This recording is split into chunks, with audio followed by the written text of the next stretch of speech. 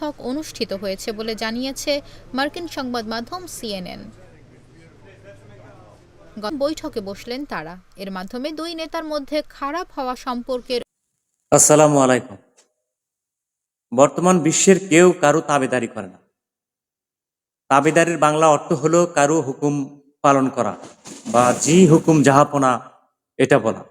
আজকাল যে রিক্সা চালক বা ভ্যান চালক আছে তারাও অন্যের হুকুম তামিল করে না বা কারো বাধ্য নয়। সবার একটাই মতবাদ, নিজে কষ্ট করে উপার্জন করে সংসার চালায়, কারো গোলামি করতে পারবো না। এবং এই ধারণার স্থিতি সমাজে যত বৃদ্ধি পাবে বা যত বৃদ্ধি পাতে থাকবে, সমাজ তত উন্নত হতে থাকবে এবং সমাজের উচ্চ পদস্থ বা উচ্চ স্তরের লোক নিম্ন স্তরের লোকদের দ্বারা কোনো খারাপ উদ্দেশ্য হাসিল করাতে পারবে না। ফলে সমাজ অপেক্ষাকৃত সুন্দর হবে। আমি চাই কোনো মুসলমান জাতি যেন অন্যের তাবেদারি না করে। আলোর পথে চলুন, আগের সাথে থাকুন। যখনই আপনি অন্যের তাবেদারি করবেন তখনই আপনি ফেঁসে যাবেন। মাছ যেমন পানিতে জলে মাছ যেমন পানিতে জালে আটকে পড়ে যায়, কারণ আপনি তো জানেন না যে আপনাকে দিয়ে ওই হুকুম পালন কর্তা কি ধরনের কাজ করাচ্ছে, সেটা কি ঠিকঠাক পালন করলে সমাজের কি সমস্যা হতে পারে অথবা কে সঠিক লাভবান হবে, এটা কিন্তু আপনি জানেন না।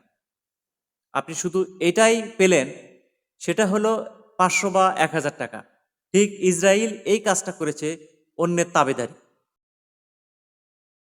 ইসরায়েলের আয়তন প্রায় 20,000 বর্গ কিলোমিটার, অথবা আমাদের ঢাকা শহরের মতো ছোট্ট একটি শহরের মতো, যার জনসংখ্যা 1 কোটিও নয়, বরং 1 কোটির অনেক কম।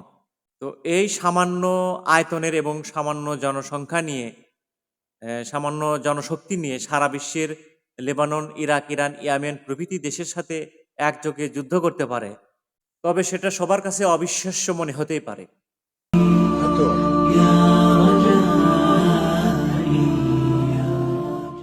আপনারা জানেন যে ইসরায়েলকে সারা বিশ্বের বিভিন্ন দেশ লড়াই করার জন্য অস্ত্র দিয়ে অথবা অর্থ দিয়ে সাহায্য সহযোগিতা করেছে। তার মানে তারা অন্যের হুকুম পালন করেছে, যা 100% সঠিক।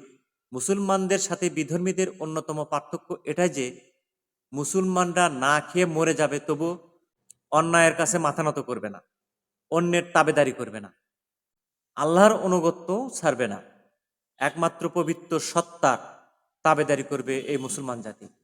ইসরায়েল অন্যের তাবেদারি করার পর কি লাভ হলো? তেমন কোনো লাভ হয়নি, বরং অনেক ক্ষতি হয়েছে। লাভ হতেও পারে, তবে সেটা তাদের আভ্যন্তরীণ বিষয়। তবে কিছু ক্ষতি হয়েছে, তা হলো আনুমানিক প্রায় $100 বিলিয়ন ক্ষতি হয়েছে। এই ক্ষতি না হয় তারা পোষাতে পারবে, হয়তো তার প্রতিবেশী সেই রাষ্ট্রগুলো সাহায্য সহযোগিতা করে এই ক্ষতি পুষিয়ে দেবে। কিন্তু যে ক্ষতি পোষাতে পারবে না তা হলো তাদের জনসংখ্যার ঘাটতি, আবার হাজার হাজার যুদ্ধ ফেরত প্রতিবন্ধীর বোঝা বইতে হবে দীর্ঘদিন। সবচেয়ে বড় ক্ষতি হলো সারা দুনিয়াতে তাদের সুনাম এবং বদনামের ব্যাপক বিস্তার। এর ফলে এর ফলে সারা দুনিয়ার মানুষ মুখ ফিরে নিয়েছে তাদের কাছ থেকে। সারা দুনিয়ার মানুষ তাদের পণ্য বয়কট করতে শুরু করেছে। দেখুন ভিডিও।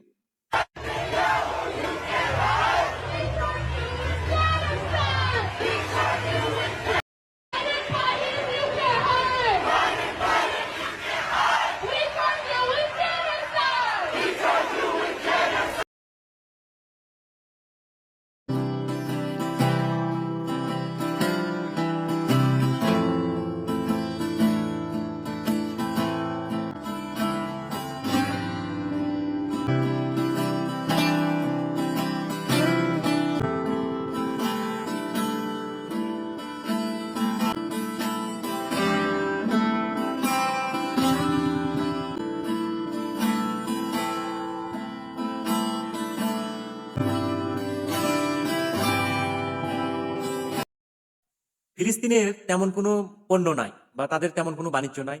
তাদের সিরামিক শিল্প আছে, তাদের হস্তশিল্প আছে, মৃৎশিল্প আছে, কাঠ শিল্প আছে। তো এমতো অবস্থায় যদি এগুলার প্রসার আরও ব্যাপক করা যায় এই মুহূর্তে, তবে তা সারা দুনিয়া দখল করতে পারে। পক্ষান্তরে ইসরায়েলের মার্কেট দিন দিন পতন হতেই থাকবে। এমতো অবস্থায় বলতে চাই, নিজের বুদ্ধিতে ফকির হওয়া ভালো, কিন্তু অন্যের বুদ্ধিতে বাচ্চা হওয়ার চিন্তা করা একেবারেই অনুচিত। আল্লাহ হাফিজ। আসসালামু আলাইকুম। মহাবিশ্বে ভালো মন্দ যা কিছু সংঘটিত হয় তা মহান পবিত্র আল্লাহ পাকের ইচ্ছায়, এবং এই ভালো মন্দের বিশ্লেষণ করি আমরা।